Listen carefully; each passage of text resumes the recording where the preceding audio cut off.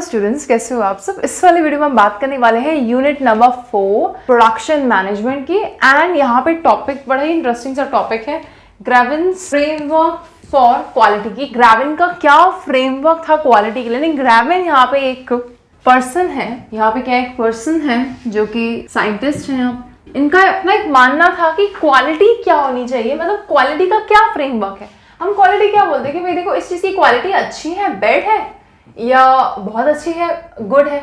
ये तो नहीं गुड क्वालिटी का प्रोडक्ट है या बैड क्वालिटी का प्रोडक्ट है। वैसे तो बोलते हैं कि हम ये जो प्रोडक्ट लेके आए हैं गुड क्वालिटी का है, या कोई प्रोडक्ट हम लेके आए यार वो बैड क्वालिटी का प्रोडक्ट है, इस तरीके से हम कहते हैं। ठीक है, यहाँ पे ग्रेविन क्या फ्रेमवर्क दे रहे हैं क्वालिटी के बारे में, क्या बता रहे हैं वो क्वालिटी के बारे में। सबसे पहली चीज वो बोलते हैं परफॉर्मेंस। परफॉर्मेंस का मतलब क्या है, जैसे फॉर एग्जाम्पल आपके पास एक टॉय है, अगर एक टॉय स्मूथली रन कर रहा है तो आप कहोगे भाई देखो इस टॉय की परफॉर्मेंस बहुत अच्छी है, आराम से वर्क कर रहा है।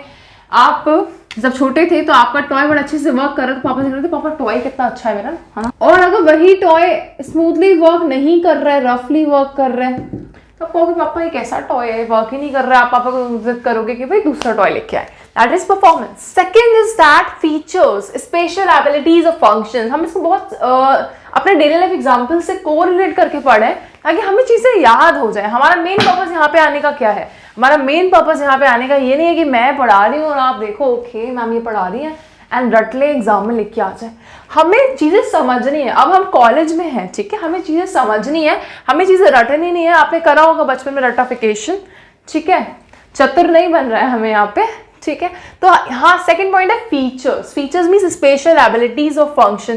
किसी चीज की कुछ स्पेशल विशेषताएं या जो फंक्शंस है वो क्या होगा उसके फीचर्स। जैसे कि आज के स्मार्टफोन्स में देखो कितने सारे फीचर्स हैं।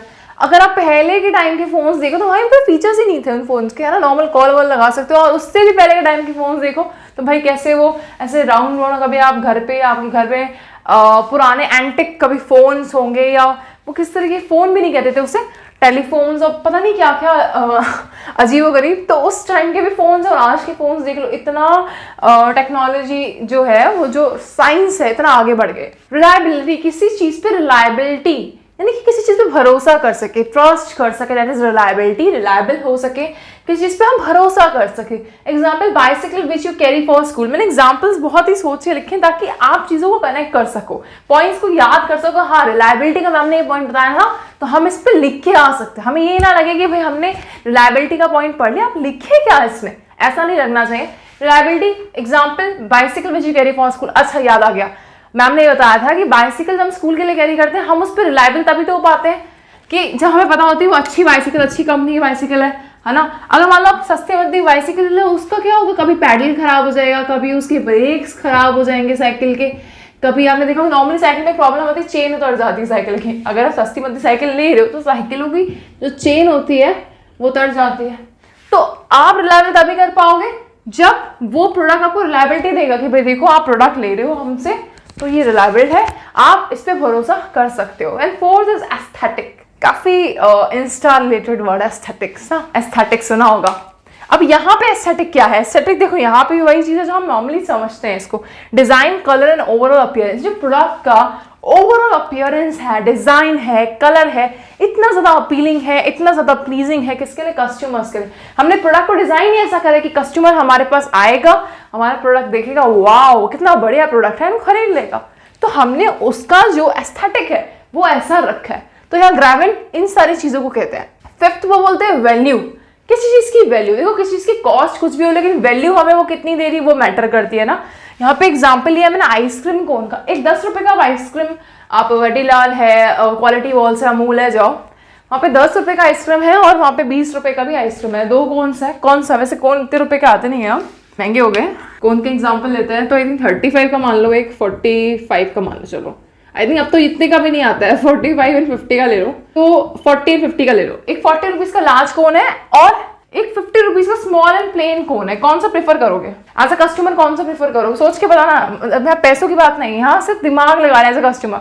ऑफकोर्स हम 40 का, मोस्ट ऑफ द स्टूडेंट्स यही कहेंगे कि मैम हम 40 वाला प्रेफर करेंगे क्योंकि भाई हम लार्ज कोन मिल रहा है, कम पैसों में मिल रहा है हमें वो, है ना।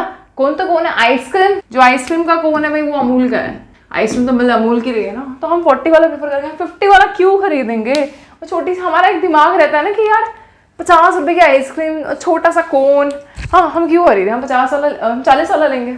6 इज इनोवेशन। इनोवेशन मीन्स नए नए आइडियाज से नई नए आइडियाज लेके आना, नई नई चीजें लेके आना, कुछ नया करना। जैसे कि एग्जांपल मैंने लिखा है यहाँ पे, imagine a puzzle game that uses virtual reality technology. मान लीजिए एक पजल गेम आ गया, बहुत सारे पजल्स आपने देखे हैं, आपने ऐप्स भी डाउनलोड करे होंगे, काफी सारे ऐप हैं जो पजल्स प्रोवाइड करते हैं। देयर आर सो मेनी, अब तो लूडो, चेस, हर चीज के ऐप्स हैं, आप उस पर खेल जाके आप ऑनलाइन खेल सकते हैं हर चीज। तो यहाँ पे मैंने एक एग्जाम्पल क्या लिया कि अगर मान लीजिए एक पजल गेम आता है, ठीक है, और उसको जो आप खेल रहे हो तो आप वर्चुअल जो रियलिटी टेक्नोलॉजी उसको यूज करते हुए खेल रहे हो, कि वो सामने आप खेल भी रहे हो, सामने चीज भी आ रही है। ऐसा अभी तक नहीं हुआ है, इमेजिन करके देखो। And next is nature. Nature का मतलब क्या है, किसी चीज का नेचर, किसी इंसान का नेचर पॉजिटिव रहता है, किसी इंसान का नेचर नेगेटिव होता है ना। हम अट्रैक्ट किसकी तरफ होते हैं, हम खुद पॉजिटिव होते हैं तो पॉजिटिव की तरफ अट्रैक्ट होते जाते हैं, अगर हम खुद ही नेगेटिव होते हैं तो नेगेटिव की तरफ अट्रैक्ट होते जाते हैं। That is nature. तो ये क्या चीज है, नेचर है। How something impacts the environment and the world. कोई चीज कैसे, यहाँ पे इसका नेचर का मतलब क्वालिटी से, ये जो ग्रेविन का फ्रेमवर्क है क्वालिटी का, ये नेचर के बारे में ये कहता है कि देखिए प्रोडक्ट के जो प्रोडक्ट है हमारा, उसका नेचर कैसा है, क्या वो एनवायरमेंट के लिए या वर्ल्ड के लिए पॉजिटिव इंपैक्ट लेके आ रहा है। वो कब लेके आएगा, मान लीजिए मैंने अपना टॉय प्रोड्यूस करा, मेरी टॉय फैक्ट्री है और टॉय बनाया मैंने, और मैंने उसको बनाया रिसाइकिल मटेरियल से, तो मेरे एनवायरमेंट के लिए एनवायरमेंट फ्रेंडली हुआ कि नॉन एनवायरमेंट फ्रेंडली हुआ। ऑफ कोर्स एनवायरमेंट फ्रेंडली हुआ।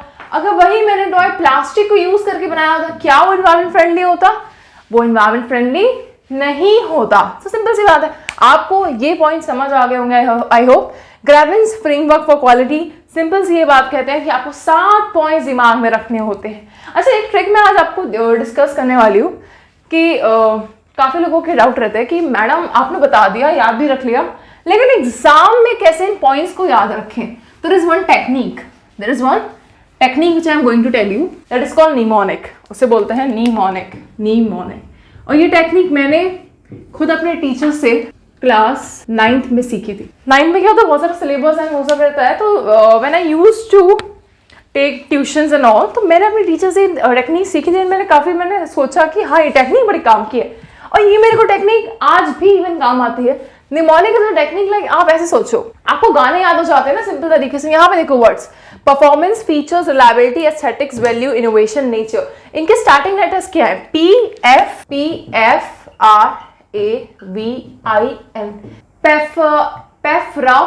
पेफ्राविन ऐसे मान लो, पेफ्राविन मान लो किसी मेडिसिन का नाम है पेफ्राविन। तो जब भी आपको ग्रेविन्स फ्रेमवर्क ऑफ क्वालिटी है तो आपको ये एक कोड याद होगा, पेफ्राविन। आप इससे आप कुछ भी बना सकते हो कि लाइक आप ऐसे बना सकते हो। आपने वो तो सुना ही होगा, जब हम बचपन में वो 8 या 9 प्लैनेट्स जो है हमारे, उनको जब याद करते हैं तो my mother give me some nuts करके हम याद करते हैं ना कि मरकरी, मार्स, तो हमें याद हो जाता है। जो हमने बचपन में वो टेक्निक सीखी थी ना, बुक्स में आज में लिखी होती है वो टेक्निक, तो वो निमोनिक टेक्निक सीखी थी हमने। हमारे टीचर्स प्रॉपर्ली, हो सकता है कि कुछ स्कूल में बताया गया हो कि इसे निमोनिक टेक्निक कहा जाता है, वरना अदरवाइज बच्चों को सीधे सीधे बता दिया जाता है कि इसको ऐसे याद कर लो। अरे ये टेक्निक का नाम क्या, वो तो बताओ। निमोनिक टेक्निक है, ठीक है।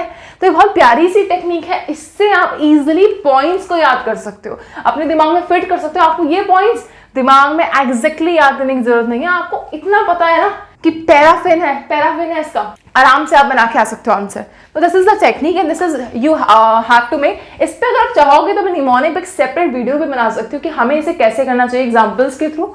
इसको तो हम यहीं तक रखते हैं। चलिए, इसके बाद नेक्स्ट वीडियो में हम बात करेंगे, यूनिट नंबर 5 स्टार्ट कर देंगे नेक्स्ट वीडियो में। हमारा यूनिट 4 पूरा खत्म हो चुका है। ओके, एंड अगर आपको वीडियोस पसंद आती है प्रोडक्शन मैनेजमेंट की, जितनी भी यूनिट्स की वीडियो मैं डाल रही हूँ इस समय, तो वीडियोस को लाइक करो, अपने दोस्तों के संग शेयर करो और सब्सक्राइब करो कॉलेज ट्यूटर चैनल को। Bye bye.